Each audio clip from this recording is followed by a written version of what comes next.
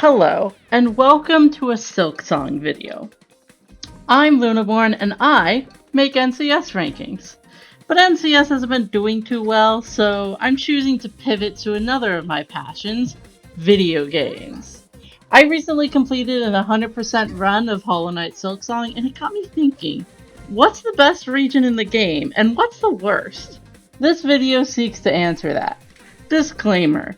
This is just an Acts 1 and 2 ranking.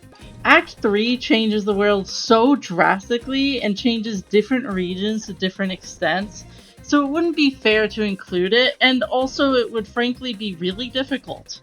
If this video gets popular enough though, I will do an Act 3 ranking.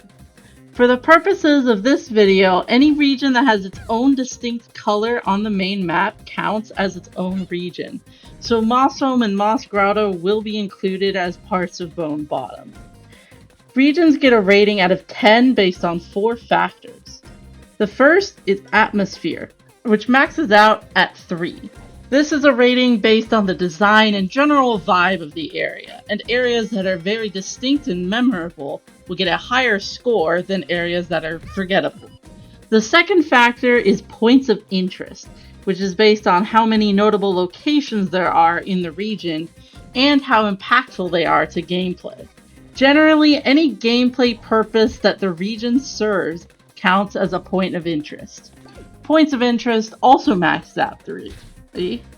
So does the third category, enemies.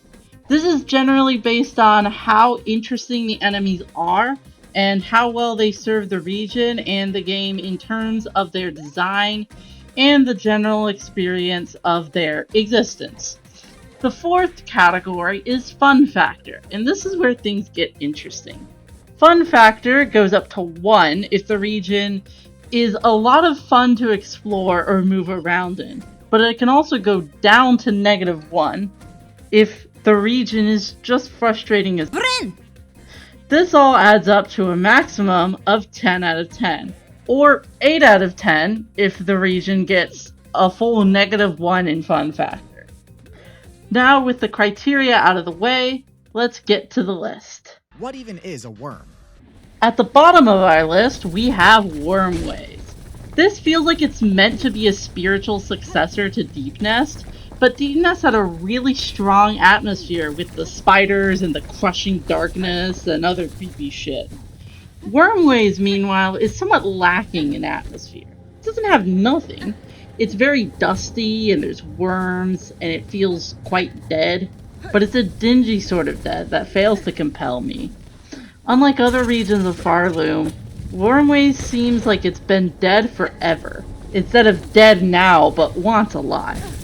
Wormways gets a 1 in atmosphere. Now in terms of points of interest, this region is again lacking. You can get Plasmium and a couple other things here, and there's a weave nest you can access in Act 2 for honestly the best silk skill, like it's super underrated. That aside, the best thing to do in Wormways is leave to get the Wanderer crest in that one blocked off area of Bone Bottom. That is called Bone Grave. Wormways has few features, and the only 2 reasons I ever have to come here are to get Plasmium and for completion. It gets a 1 in points of interest. For enemies, Wormways just has nothing. Like, it has nothing.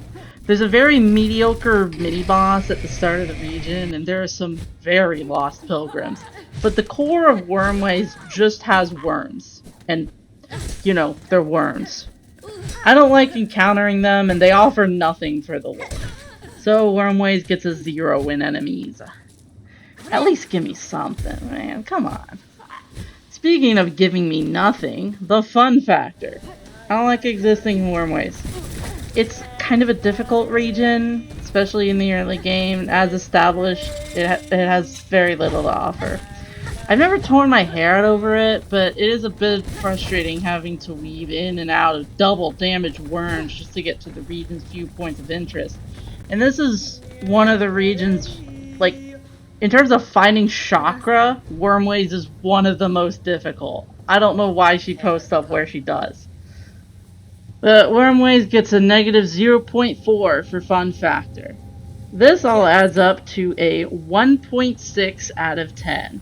Wormways is not a good region, and while I don't hate it, I certainly don't like taking the time to visit it. Act 3 Wormways is a lot better though, but this isn't an Act 3 ranking. I don't like sand. It's coarse and rough and irritating, and it gets everywhere. Next up is Sands of Karak, another region that offers very little before Act 3. Until you can see the Coral Tower in its heyday, this sort of just feels like a bad spin-off of Blasted Steppes. Its atmosphere isn't bad, it's sandy and bleak and there's corals, but it does seem to live in the shadow of its one connection. Sands of Karak gets a 1.5 for atmosphere. In terms of point of interest, there isn't much. There's a key and a flea and a crust nut and a tool, but not really many essentials. Oh, and there's also the Volt Nest, but that's kind of lame too, and only tangentially related to the rest of the region. I don't even know if it's on purpose, because like, there's a coral region, there's a jellyfish area. Coral and jellyfish are related. There you go. But I don't even know if they know that, because Team Cherry low-key isn't good at biology. Anyway, coral firms are great, but do we really need 5 different variants of the conchflies from Blasted Steppes? They offer nothing for the lore, they're just annoying! I hate them. Especially a Driz Narga, the big ones that deal 2 damage. Come on. Not these guys, not these guys. This region's climax, if you could call it that, is the Vengeful Conchfly boss fight. A rematch of a lame and frustrating boss with a long and frustrating run back that I honestly consider to be the worst in the whole game. Worse than Last Judge, worse than Groll. It's awful. Sands of Karak gets a 0.5 for enemies. And fun factor, if you can guess, is a -1. This region drives me up the fucking wall. Constant hazards, some of the most annoying enemies of the game. Not you, Coral Firm, you're doing great. And some of the most difficult platforming in the game, for what? Like a couple tools, I guess. Cool and not worth my time. Sands of Karak gets a 2 out of 10. Genuinely, there's almost no reason to come here in Act 2, unless you like Pale Oil and Pain. It might actually be better to have it be an Act 3 exclusive region, like Lost Verdania. But they didn't do that, so Sands of Karak gets to be the second worst region in Act 2. Moving on. No! Next up is Grand Gate, which really shouldn't count as its own region, but it has its own map and its own color, so I have to include it. I will say the atmosphere here is pretty good. It truly is a grand gate. There's no music, but it definitely inspires a sense of awe. Grand Gate gets a 2 for atmosphere. In terms of points of interest, I'd give it a 0, but it actually does have one thing. A silk spool fragment. It's there in one of the rooms, you can get to it. You might not want to, but it's there. Grand Gate gets a 0.5 for points of interest. It's not a total failure, just mostly a failure. Grand Gate does get a 0 for enemies because it doesn't have any.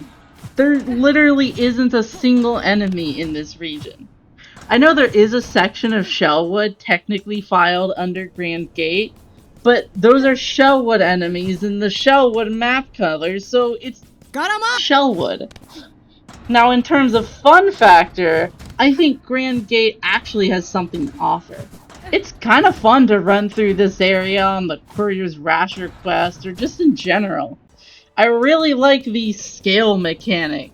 I think it's just a really cool platforming thingy. But other than that, Grand Gate, it's just light, it's just nice looking. It has a decently large chamber, which is like most of the region. And it doesn't have any enemies, so nothing stops your flow. There's an upside there. I give it a 0.2 for fun factor, for a total score of 2.7 out of 10. It's a nicely designed region that just barely even exists. Very icky, no good. And number 24 is Putrefied Duck, the terrible sequel to Biowater that no one asked for. This region is just unpleasant. It's gross, and that's a big part of the appeal. I mean, atmosphere. Putrefied Duck's atmosphere is pretty strong, just like the smell. It's nasty and inhospitable, and yet the pale lake is such a strong respite from it all. Having this contrast is a big deal, and makes each section pop. Putrefied Ducks gets a 2 for atmosphere. In terms of points of interest, a little goes a long way. Here you can find a craft meal, the apostate's key, the huntress, a tool, a second tool from said huntress, and the best lost flea in the game. I love you, Vogue. Mwah. The Wreath of Purity is a huge deal for surviving any maggot-infested region with your sanity intact, and by that I mean Biowater. Because of all these things, Putrefied Ducks gets a 1.5 for points of interest. Next is enemies, and this is where this region starts to falter. There's only like 3 of them, and I don't think any of them are good. One of them is the actual spawn of Satan, one of them is lame and annoying and huge, and one of them is a funny Half-Life reference, so I can't be too mad. Putrefied Ducks gets a 0.5 for enemies. Now for fun factor, this region loses points. Maggots never make anything better, and the annoying ass enemies of this region make for a frustrating experience. Putrefied Ducks gets a negative 0.6 for fun factor, which adds up to a total of 3.4 out of 10. Not the worst region, but if it wasn't for its points of interest, I would never come here. And we can take ice and paste it right into 5. Rounding out the bottom 5 is Wisp Thicket, another small region that only counts because Team Cherry said so. Its existence is kind of weird and perhaps unfitting to the world of Farloom, and it leaves its atmosphere in sort of an awkward position. I think it's aight. It's definitely distinct from everything around it, and it does its job, so I give Wisp Thicket a 1.5 for atmosphere. In terms of points of interest, it offers very little. You can fight a boss for the worst blue tool in the game, and there's a master shard, which ain't nothing but ain't much. Where this area really opens up, in terms of points of interest, is the secret entrance to Underworks. Here you can find a craft meal, which is huge for Act 2, since every tool you buy from the architect costs a craft meal. You can also find the most difficult lost flea in the entire game, as well as, like, money or something, I don't know. So, considering the craft meal, Wisp Thicket gets a 1 for points of interest. In terms of enemies, points to Wisp Thicket for being unique, points away for being annoying, and disconnected from the wider lore of the game. I do at least like the Father of the Flame fight. It's one of the most unique bosses in the game, and he isn't asked to fight. Wisp Thicket gets a 1.5 for enemies. However, I do find it kind of frustrating to traverse, for the normal reasons. Lots of hazards, annoying enemies.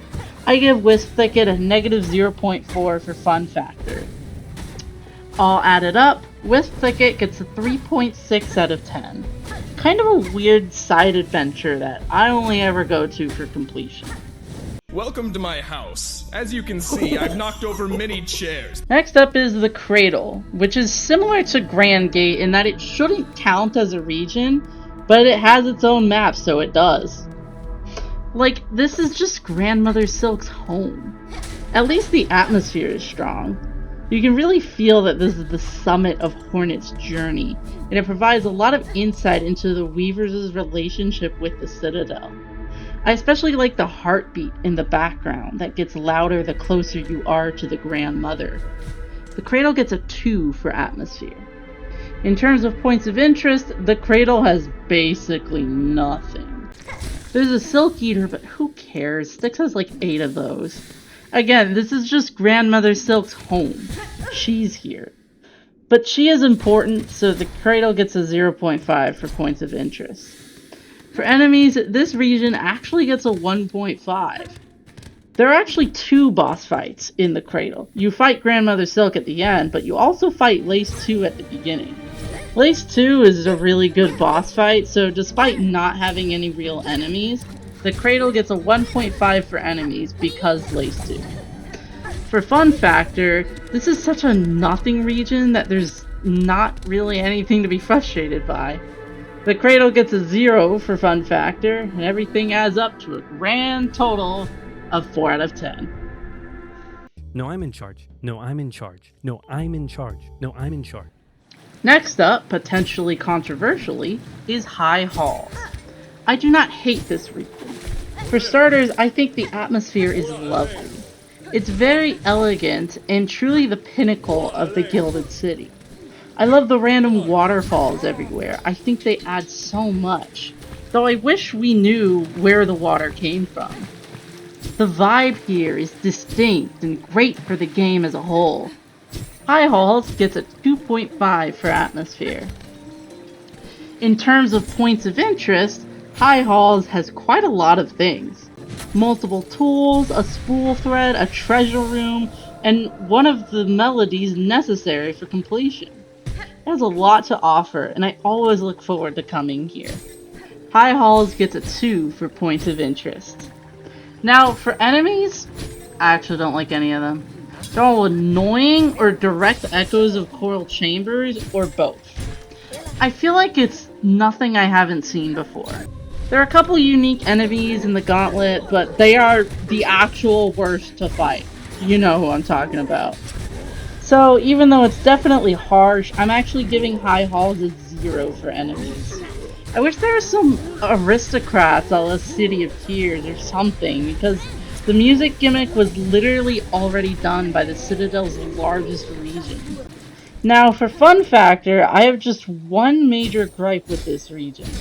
One of the largest rooms in High Halls is entirely one way, which frustrates the hell out of me.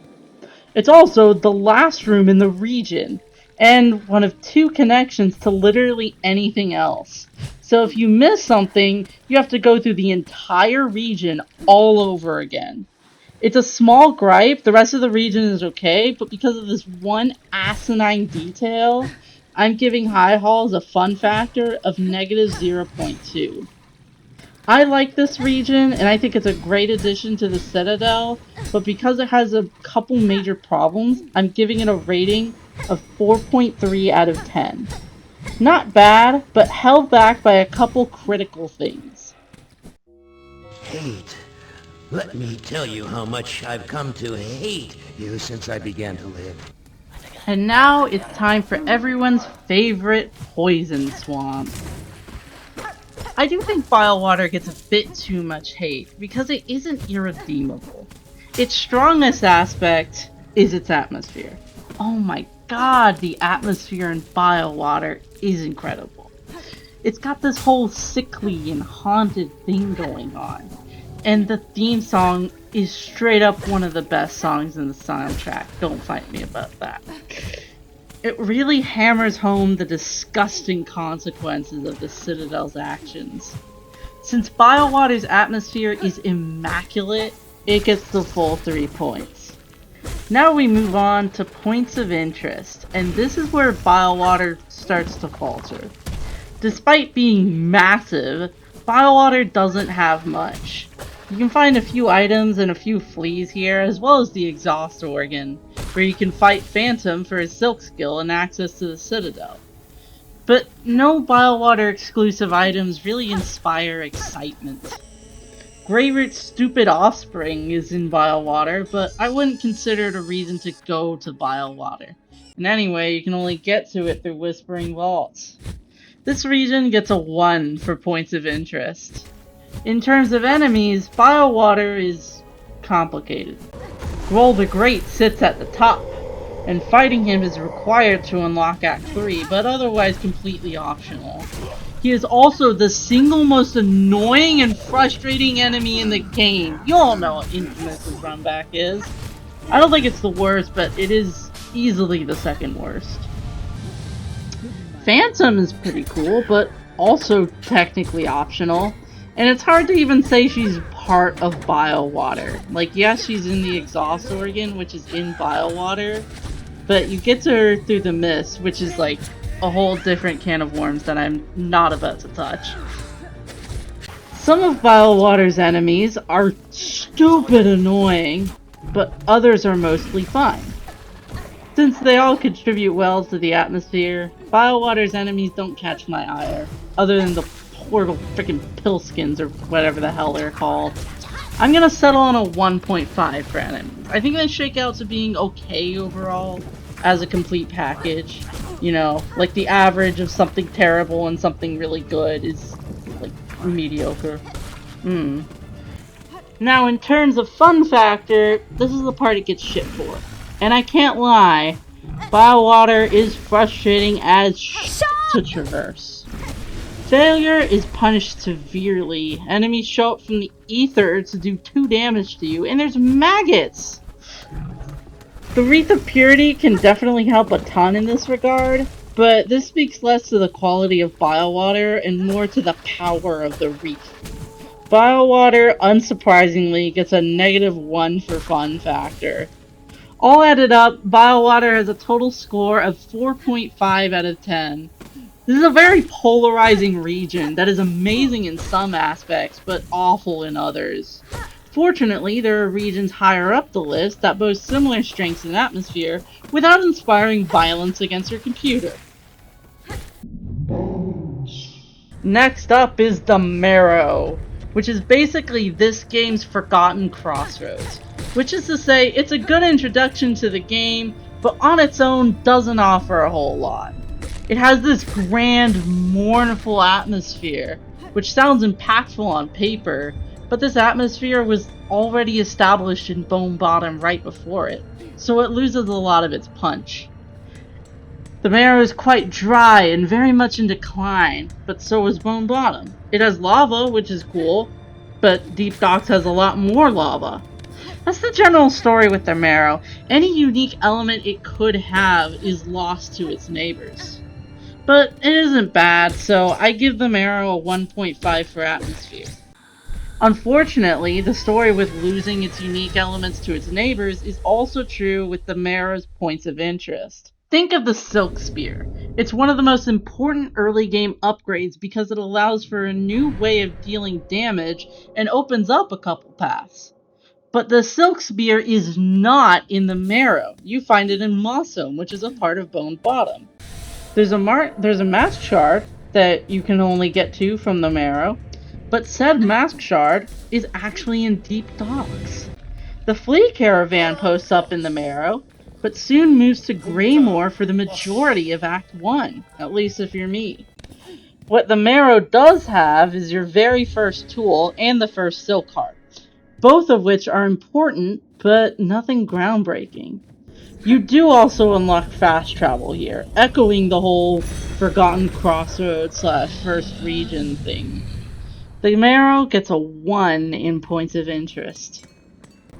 In terms of enemies, the Marrow continues to be sort of just the first region. There's some cool bone enemies, but they don't really stand out from the surrounding regions.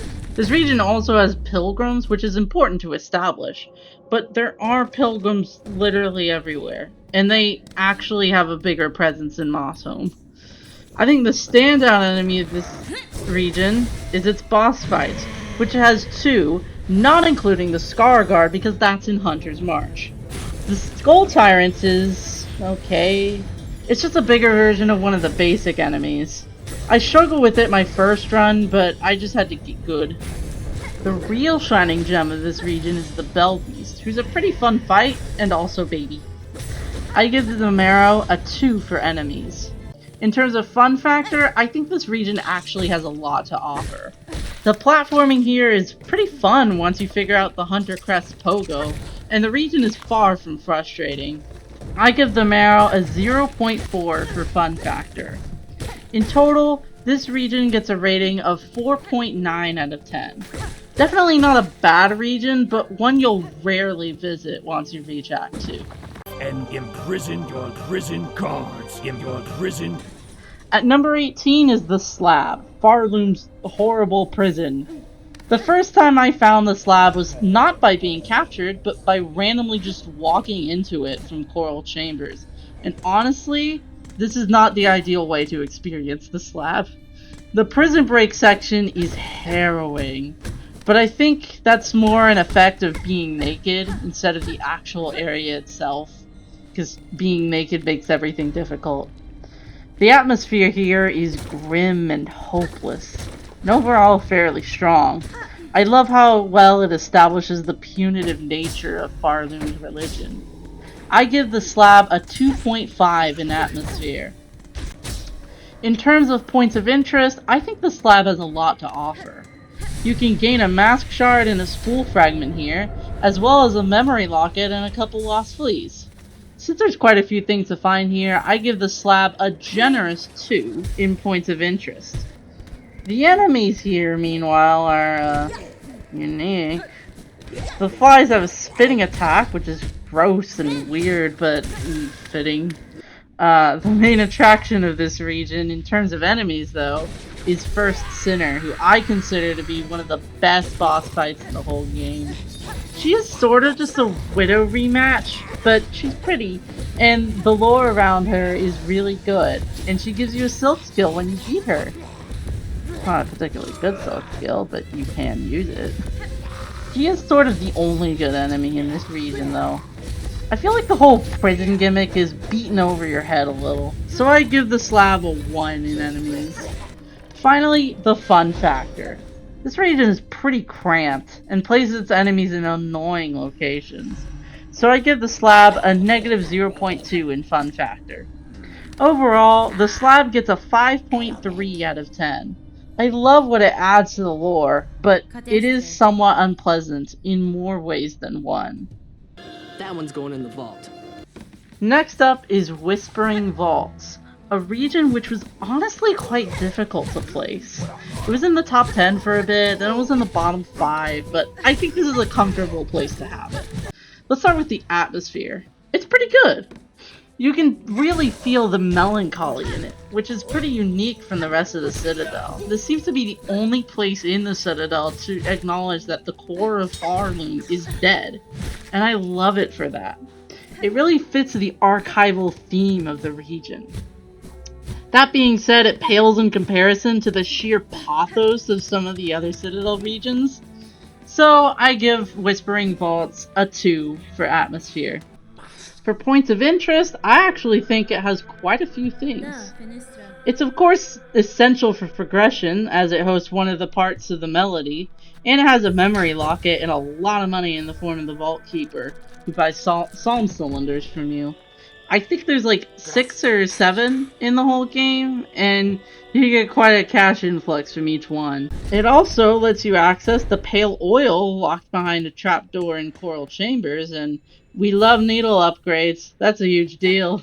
It also has a secret path that goes up to just outside Conclave, where you can find a flea. You can also fight Garmon there, or you can go down to Biowater, where you can find Greyroot's stupid offspring. This region offers a lot for its size, so I'm giving it a 2 in points of interest. Of course, there's also a tool here that can be gained by fighting Trobio! And he's a pretty fun boss overall.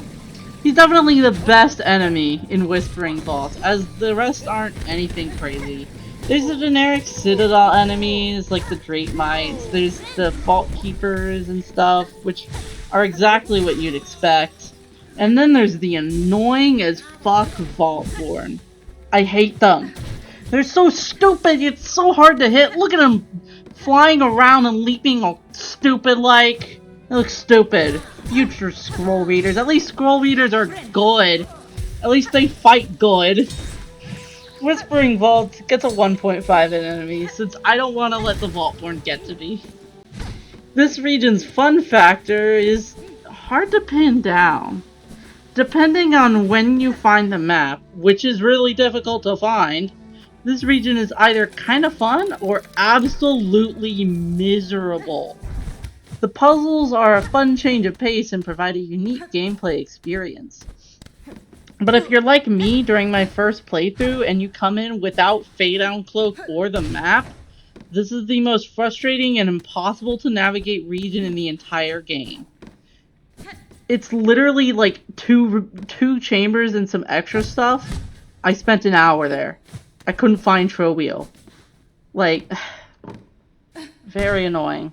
So since it depends so heavily on how good you are at finding stuff, I'm giving Whispering Vault a fun factor of 0, for a total score of 5.5 out of 10. Like I said, it's hard to place. It brings some unique features to the table, which make or break your experience of this region, depending on how well you're prepared for it. You should make it the last place you go to in Act 2, or you could end up having a terrible time. She's 16! At number 16 is Far Fields, one of the weaker Act 1 regions. Like the Marrow, Far Fields suffers from having a lot of overlap with its neighbors. In this case, Hunter's March and Deep Docks. It's meant to be a wild land, but it doesn't feel particularly hostile. It actually feels like an easier version of Hunter's March, and indeed has some of the same vegetation. Its atmosphere is there, but not as hard-hitting as other regions. I give Farfields a 1.5 for atmosphere. In terms of points of interest, Farfields actually has a lot going on. You can find the Warding Bell here, one of my favorite tools. The Skull Cavern has a Mask Shard. The local Weave Nest has Silk Speed Anklets, another one of my favorite tools. And also in that Weave Nest is a relic. Pilgrim's Rest is in Farfields, and shopkeeps are always useful, though this one is a dick. You can find another Mask Shard to the right of the Seamstress, and the Seamstress herself upgrades your cloak here. It sure is a lot. Since Farfields has so much to offer, I give it a 2.5 for points of interest. Sadly, that is the best aspect of this region, as I think it is sorely lacking in the quality of its enemies.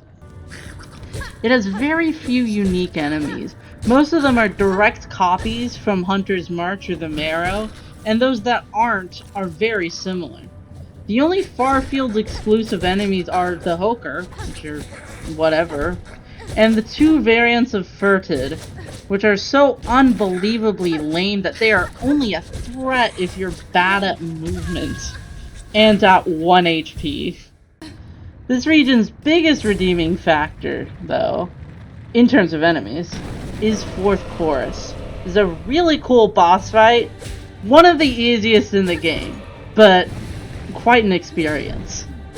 I give Farfields a 1 in enemies. Thankfully, Farfields makes up for what it lacks by being really fun. Since this is where you gain the Drifter's Cloak, it has a lot of air currents for you to test it out, and these make the region really fun to traverse. I give Farfields a 0.6 for fun factor, giving it a total score of 5.6 out of 10. This is a pretty nice region to visit and explore, but it isn't one of the best of the game. Oh no! Next up is Bellheart, which is less of a region and more of a glorified town. Yet it has a better atmosphere than some full-fledged regions. Bellheart's atmosphere, though it changes a lot as the story progresses, is really strong. From the haunted, cursed town to the beautiful, rare refuge that it becomes, Bellheart never fails in this regard. It gets a 2.5 in atmosphere. In terms of points of interest, Bellheart has it all. The couriers are here, the relic seekers here, the pin masters here. There's a shopkeep with a number of important items, and you get the needle in after you defeat Widow. Bellheart gets an easy 3 in points of interest. Enemies is the category where Bellheart really struggles. Most of them are in the tunnels, which, gotta be real, the tunnels suck. They're just so cramped, and the enemies are lame. They're annoying and lame. The worst combination. But at least there's Widow.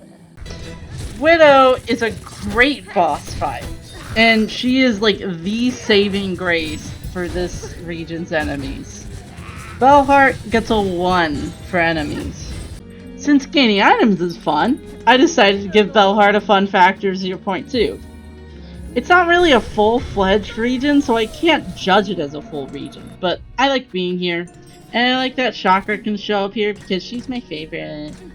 Belhart gets a rating of 5.7 out of 10. A pretty good area that's just held back by a few rooms that are ass. Halfway up the list and we're at Sinner's Road. This is the best of the Maggot Water trilogy. It gets a lot of hate, but it's not as bad as the other two. Sinner's Road is metallic and gross and dingy, and the depressing vibe makes for a strong atmosphere. It almost chokes you. I give Sinner's Road a 2.5 on atmosphere. And much like its two horrible sequels, this region doesn't have many points of interest. You can get a key here and free the Green Prince, who's a cool NPC important to the lore, but he doesn't amount to much until Act 3. There are better places to put that key. Kroll and Benjen are here, and you can get a neat tool by completing their quest. There's also quite a bit of money to be made, and a pickled muck maggot to pick up from disgraced Chef Lugoli. But this region doesn't have any major upgrades or shopkeepers, probably to emphasize the lifeless nature of the place. It does have sticks as silk eaters, but the better you get at the game, the less you need them, so I don't really care about silk eaters that much. I give Sinner's Road a 1 in points of interest. In terms of enemies, you may hate them, but I think they add a lot to the lore. Much like the workers of the Underworks or Graymore, we see an endless toiling for an unglamorous task. The entire region revolves around producing food that sucks for people that have no other options. And I love that we see this through the enemies. They do so much to establish this place for what it is. Muckroaches are really annoying to deal with. I'm not gonna hold that against it. I give Sinner's Road a 2.5 in enemies. As for fun factor, it doesn't look great. Now that I've gotten good, I don't find it too frustrating, but the platforming is challenging and the muckroaches are a bit of a nightmare to deal with. Not to mention that one stupid fucking bench. So, I give Sinner's Road a negative 0.2 in fun factor. Sinner's Road gets a rating of 5.8 out of 10.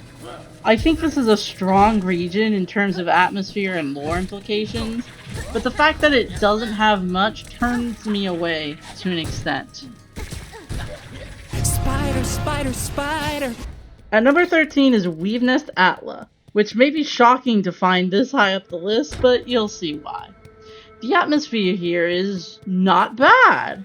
It's bare bones, but it feels like one of the only places untouched by the slow death of the world, or even the rise of the Citadel.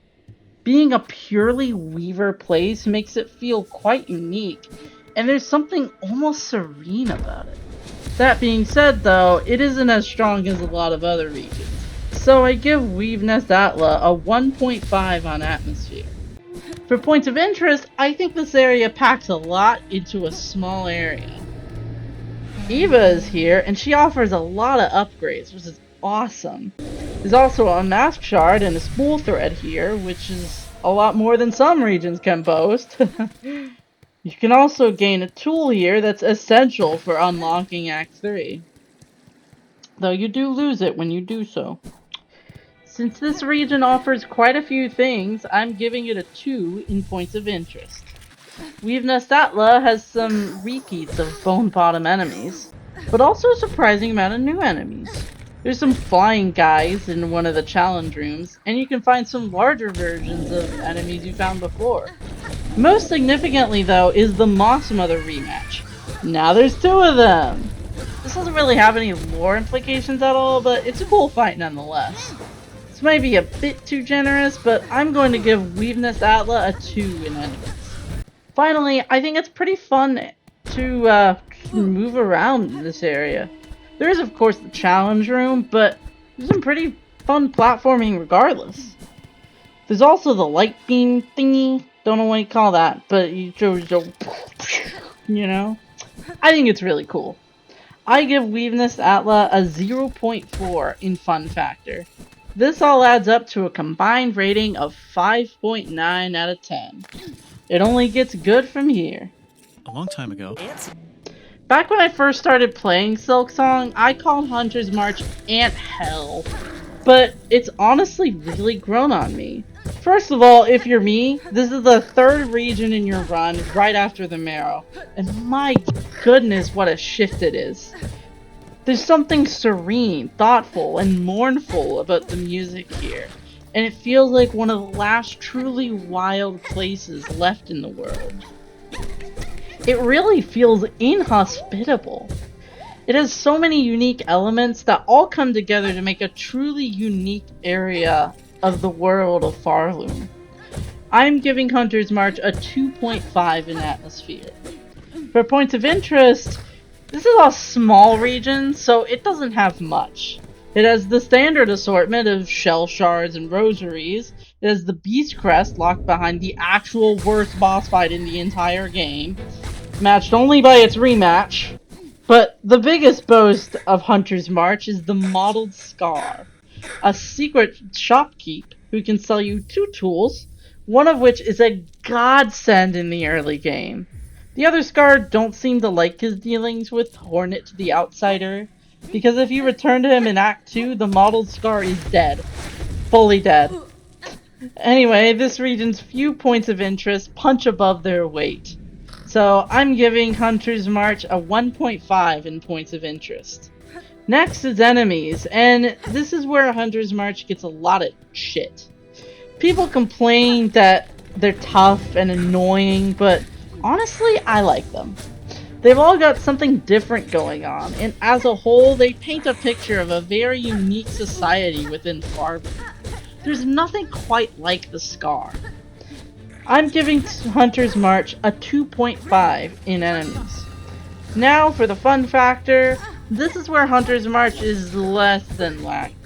It really is kind of frustrating. Cramped spaces, tricky platforming, the third most bullshit bench in the game, and enemies that are extremely aggressive and not easy to deal with. Hunter's March gets a negative 0.4 for fun factor, and a total score of 6.1 out of 10. Though this region has grown on me a lot, I can't deny that sometimes it really does feel like you're in the trenches. Next up is Bone Bottom. The area marked as Bone Bottom is actually like 3 or 4 different regions lumped into one, but I'm gonna rate them together. Bone Bottom's atmosphere is very distinct.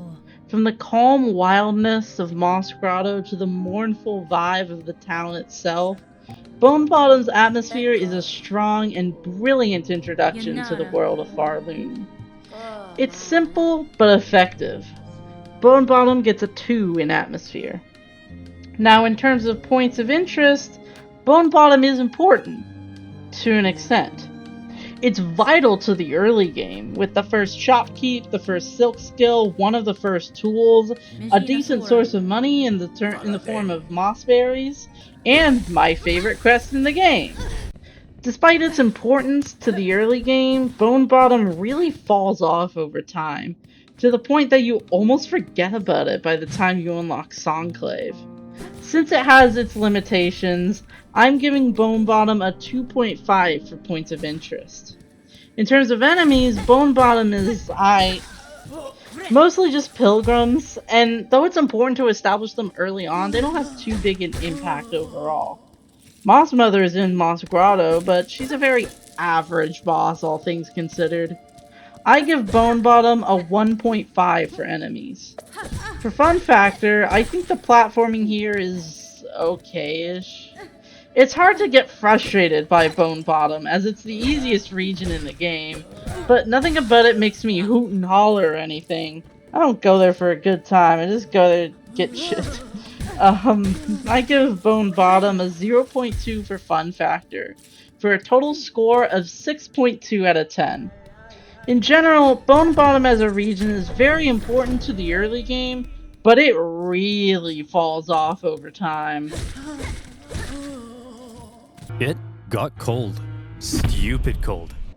We start off the top 10 with the peak, specifically the snowy peak that sort of acts as one big platforming challenge.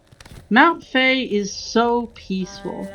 It doesn't feel like it while you're doing it, but if you pause and just pay attention to the world around you, you'll find yourself in the calmest place in Farley. There's not a lot going on here, and that's okay. I give Mount Fey a 2 in atmosphere.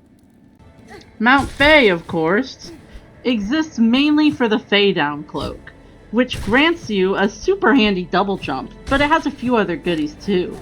You can get a Lost Flea, a Mask Shard, and a couple Tool Hears, though it's mainly all about the double jump. Since this is such a big deal for gameplay, and the other things here aren't bad, I give Mount Fey a 2 in points of interest. Rating this region's enemies is complicated, because it doesn't really have any enemies. Other than the Servitor Borans, Mount Fey's enemies aren't particularly threatening, and mainly just exist to serve your platforming. I do really like what they add to the feeling of the area, though. Through them we can see that this is an abandoned weaver colony, and some life still exists even in this hospitable environment. It's kinda hopeful in a weird way. I give Mount Fey a 1.5 for enemies. Now, for fun factor, I think this is where Mount Fey really shines. Like many aspects of Silksong, its difficulty can make it frustrating, but once you get good with it, it's quite satisfying. I love traversing this region. It makes me think about platforming in this game that in ways I never do otherwise. Plus, it's always fun to have an excuse to bust out the claw line. Mount Fey gets a 0.8 for fun factor. This all adds up to a total score of 6.3 out of 10.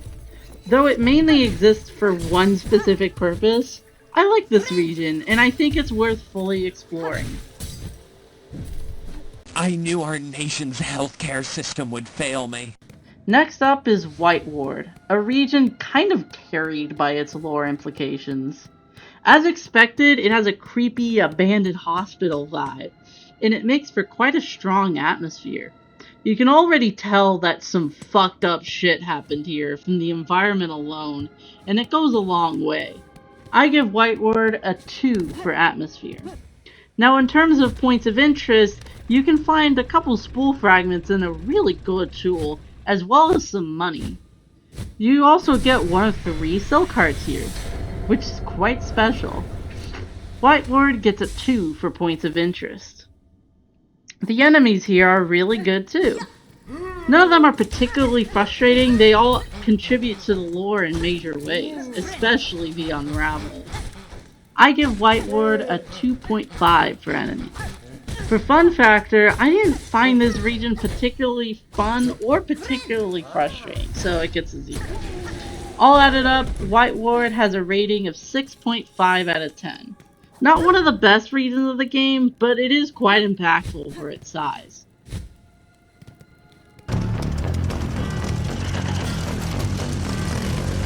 Just up and over from White Ward is Cogwort Core, a region which, much like Mount Fey, primarily exists as a platforming challenge. This region is required for the Triple Melody quest and is easily the best part of said quest. Cogwort Core has such a strong identity, built by its unique theme song and environment design. It lives up to its name perfectly. I give Cogwort Core a 3 in atmosphere. For points of interest, Cogwort Core is lacking. Besides the melody, all you can find here is one spool fragment, one mask shard, and some shell shards. The main story and the Architect's melody are the main reasons to come here, and while the puzzle for the melody and the build-up to it are both lovely, there are a few reasons to come here once you get to the cradle. With all these factors considered, I'm giving Cogwort Core a 1.5 in points of interest. Now, for enemies, Cogwort Core is sort of a mixed bag. The first enemy you'll encounter is the Cogwort Dancers, perhaps the single best boss fight in the whole game. I'm not crying, you're crying. After this, though, the quality of enemies here is inconsistent. I love the Clapper and the Defenders, but everything else seems to be rehashing the whole steampunk automaton gimmick without much variation. I can't hate the region for sticking to its guns like this, but a little more creativity would be appreciated. Finally, this region's fun factor depends entirely on how good you are at platforming. To me, though, the fun of getting everything right outweighs the frustration of screwing up over and over again. Thus, I give Cogwort Core a 0.4 in fun factor, for an overall score of 6.9 out of 10. A fun region with a great atmosphere, but it's held back by a couple problems.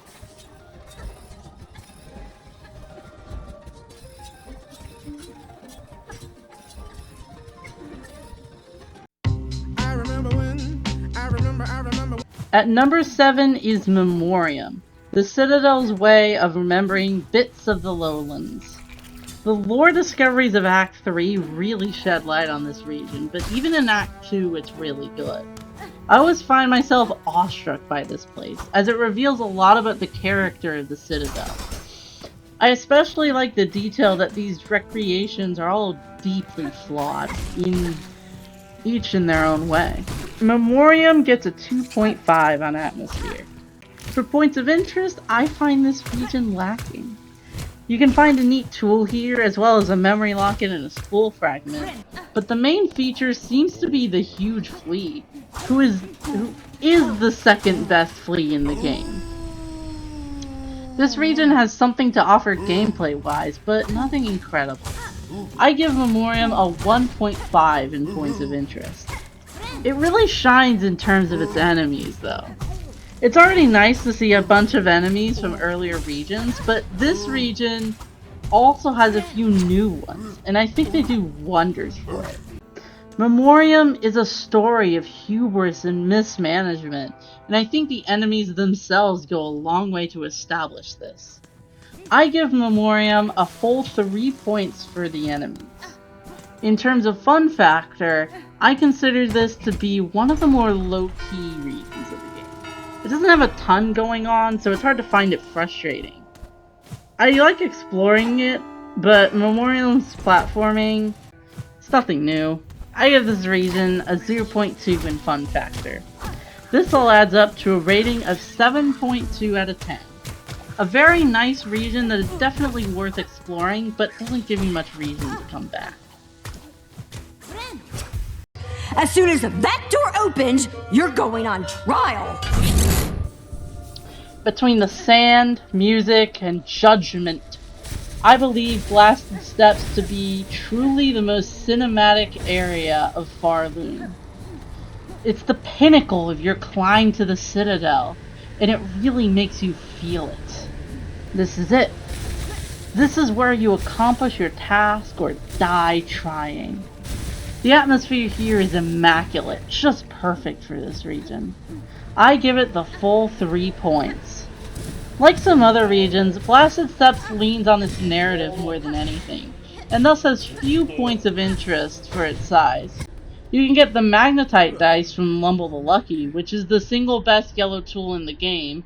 There's also a slightly underwhelming shopkeep and a somewhat underwhelming ability, but the upgrades here are worth exploring for. I give Blasted Steps a 1.5 for points of interest.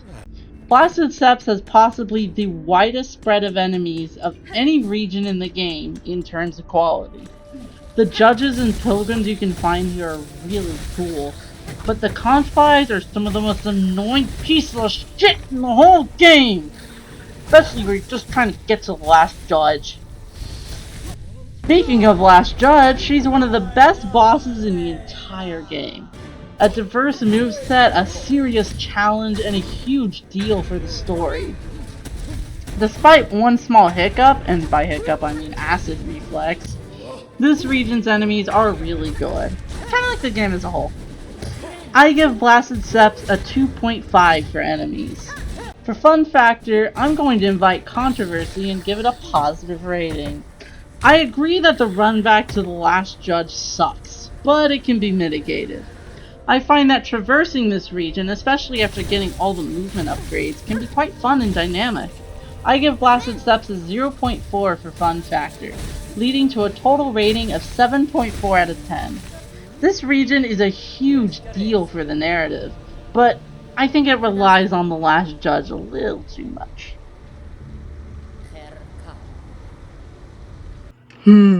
Soup. We start off the top 5 with Deep Docks, a standout from Act 1 with more lava than anywhere else. This is your first impression of Deep Docks. It's hot, and it's a far cry from the wild lands that surround it. However, once you unlock the second half of the region, it really opens up. The lower half of Deep Docks leads even harder into the lava gimmick, and it feels almost overwhelming. You could choke on the heat here. It's sort of an early sampler of Underworks. Deep Docks is very much a mining colony, where backbreaking labor takes place, and this is palpable. I give Deep Docks a 2.5 in atmosphere. In terms of points of interest, I think this gets a bit complicated. Deep Docks isn't exactly an early game region or a mid game region. It's kind of both. To me, the first half is a big part of the early game, while the second half is pretty alright for the mid game.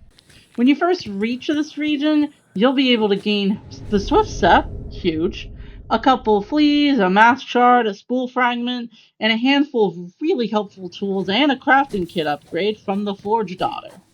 It's critical to upgrades in the early game. In the mid game, though, I find this region to be a bit less important. Flint Slate is a really cool find, and Craft Meal is pretty important once you reach the Architect, but other than that, Lower Deep Docks doesn't offer anything special. A spool fragment or a flea is always nice, but the memory lock is whatever. I've never known anyone to use more than 2 or 3 crests, so you end up with more memory lockets than you know what to do by the mid-game. Regardless, I do think Deep Docks is very strong in terms of points of interest in the early game, so I'll give it a 2.5. In terms of enemies, I think this is another strength of the region. They each present a unique challenge, and they add a lot to the lore of the region as a mining colony deep within Farthing. It's a very diverse yet coherent set of enemies. It also offers a couple of pretty good boss fights. The Forge Brothers are fun. I don't know. First time I found them pretty difficult, but my last run, they weren't. So I don't really know how to judge them exactly. Lace though, Lace is really good. Lace is easy but really good. She has little to do with the actual region, but this is where I fought her in my last run. I give Deep Docks a 2.5 for enemies. Finally, for fun factor, I really feel like Deep Docks could go either way. Some of the enemies are really frustrating to deal with, but that's mainly in the second half. The two halves of Deep Docks are just really different experiences, so it's hard to judge the region as a whole. I find it quite fun to explore, so I'm giving Deep Docks a 0.4 in fun factor. In total, Deep Docks gets a rating of 7.9 out of 10. A really good region, held by its awkward position in the wider progression in the game. That fucking bird that I hate. Talk to the seamstress and get your drifter's cloak on, because it's time for Greymore. I've loved this region ever since I entered it in my very first playthrough of the game. The atmosphere here inspires such a unique mix of emotions. It's calm, it's quiet, but it's also deeply mournful. This isn't a happy place. It's lost something. But to some extent, it feels comfortable with that. Greymore has such a unique vibe, and as such, I give it a 3 in atmosphere. It also has a lot of points of interest. Crawl Lake alone has one of the best silk skills in the game, and a really good tool, but the rest of the region has many other things, including a crest, fleas and NPCs, memory lockets, and a tool or two. There's a lot going on in this region, but the super exciting things are few and far between. So I give Greymore a 2.5 for points of interest. In terms of enemies, I find Greymore to be really strong. The Craws of Craw Lake are a really interesting look at an independent society within Farley, and the rest of the region has a nice assortment of enemies that go a long way to telling the story of Greymore. The mites, are a bit lacking though, so I give Greymore a 2.5 in enemies. For fun factor, I think Greymore is another region that could go either way. Some areas are kind of frustrating to traverse, while others have some fun platforming. I find myself mildly enjoying Greymore, so it gets a 0.2 in fun factor. In total, Greymore gets a rating of 8.2 out of 10. One of the standouts of the game, and one of the main areas I think of when I think of Silksong.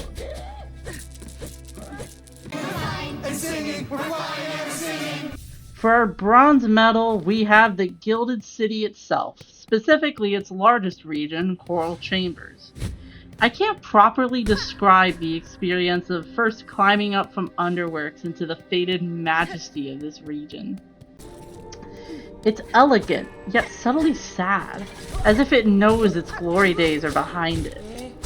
The atmosphere here is very effective in establishing the Citadel as once great, once beautiful, once powerful. I give it a 2.5.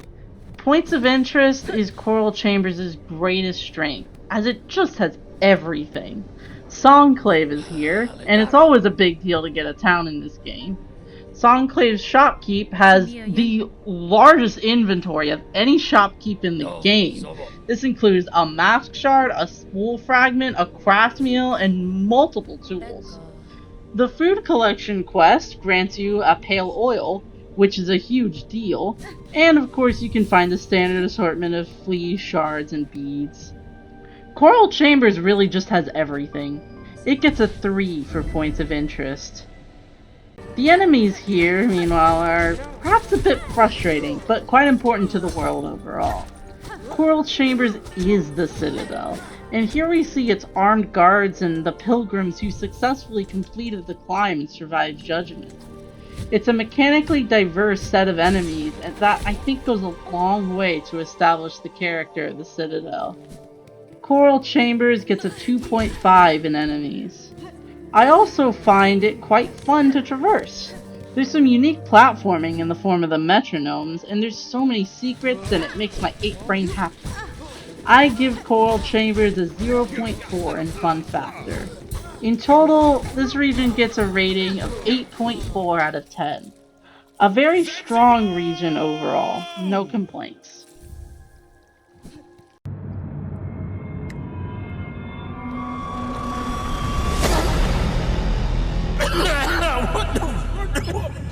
For our runner-up, we have Act 2's first real region, the Underworks.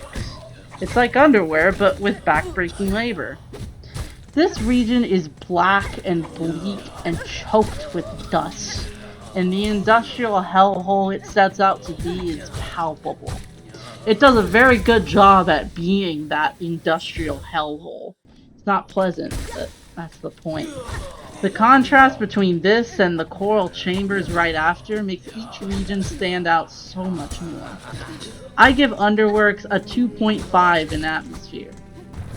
In terms of points of interest, Underworks is a large region with a lot going on. On top of a couple lost fleas, a couple spool fragments, and the Delver's Drill, Underworks has a very important upgrade in the form of the Claw Line, and a very important shopkeep in the form of the Architect. The Claw Line opens up new regions of the map and can really help in combat, while the Architect offers a few tools, a crafting kit upgrade, and the key to the popular Architect crest. Since it offers so much, I give Underworks a 3 for points of interest. For enemies, I love what Underworks has to offer. Remember when I said this region was an industrial hellhole? I think the enemies are possibly the best demonstration of this. They're all miserable and tired and poor as fuck. And I think it's amazing how much world building is done just through this small set of enemies. Gameplay-wise, it's also quite a diverse set of enemies. Each of them fights in a very different way, and it makes every situation feel fresh and different. I give Underworks a 3 in enemies. I don't think fun is much of a priority for this region. I wouldn't call it frustrating, but I also can't say I enjoy it. It's a very strong region in terms of storytelling, but it doesn't provide the kind of experience that Mount Fey or Cogwork 4 does. Though it does offer access to those experiences. I give Underworks a 0 for fun factor. All in all, this region gets an 8.5 out of 10. A very strong region that does wonders for building up the world of the game.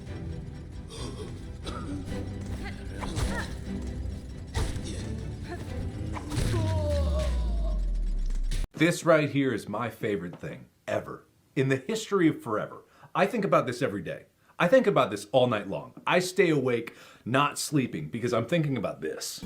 Among all 27 regions between Acts 1 and 2 of Silksong, my absolute favorite is Shellwood. As a swampy forest, there is nothing like it between both Hollow Knight games, and I love it for this. Shellwood is deeply wild in a way no other region is. This is pure, unfiltered nature. There's hardly even any infrastructure. Shellwood deliberately feels peaceful yet impenetrable. Its atmosphere gets a 3 from me. In terms of points of interest, this is where I find Shellwood a bit lacking. You get the Pollet pouch here, which is cool, and you can find the Cling Grip, which is a huge deal. But other than that, all you can find here is 1 Mask Shard and 1 Flea. This is probably because it's right next to Bellheart, which has literally everything. Still though, I think Shellwood's 2 main upgrades have a huge effect on the progression of the game. I give Shellwood a 2 in points of interest. In terms of enemies, I think Shellwood really shines. With only one exception, every enemy in Shellwood is some form of wild animal or plant. And I think it goes a long way to establishing the wild nature of this region. I also think the pond skippers are among the best designed common enemies in the game, as they're very similar to a real life bug, and I think that's pretty cool. The enemies generally establish a central theme of deception, which I find to be super freaking neat, and it almost serves as a warning for Greyroot and her rite of birth. I love what Shellwood brings to the game in terms of its unique enemies, so I give it a 3. Finally, for fun factor, I find Shellwood very enjoyable. The flower-based platforming is a unique experience that I find satisfying, and it of course gives you many opportunities to test out your Cling Grip, all of which I find enjoyable. I give Shellwood a fun factor of 0.8. In total, Shellwood, as the best region of the game, gets an 8.8 out of 10. A fun region with a very strong identity, unlike anything else in the series. I love Shellwood, and though you may not think it's the best region of the game, it's my personal favorite. Thank you for watching this Hollow Knight Silksong ranking. It was a lot of fun to do, and if this video gets big enough, I might do a part 2 to this with Act 3 regions, or I could rank something completely different, like tools or bosses. I've been enjoying the shit out of this game, and I'd love to make more videos on it in some way, shape, or form. But for now, peace out and live well.